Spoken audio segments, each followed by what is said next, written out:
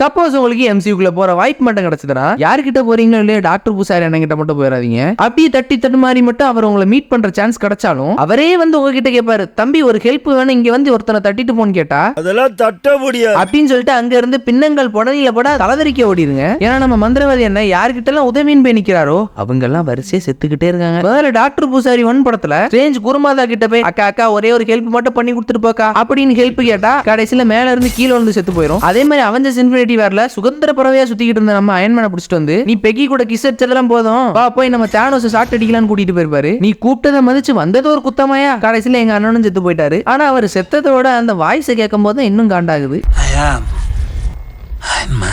கடைசியா நம்ம வாண்டாக்கா கிட்ட போய் என் கைவசம் ஒரு குட்டி குஞ்சான் குழந்தை இருக்கு, அதை நீ காப்பாத்துறியா அப்படின்னு ஹெல்ப் கேட்டு வந்திருப்பாரு. கடைசியில தாமேலே கல் விழுந்து நசுங்கி செத்து போயிடும் நம்ம வாண்டாக்கா. நம்ம பூசாரி என்ன யாருக்கிட்ட ஹெல்ப் பண்ணி போய் நின்னாலும் அவங்க பொச்சுக்குன்னு செத்து போயிடுறதுனாலதான் சொல்றேன்.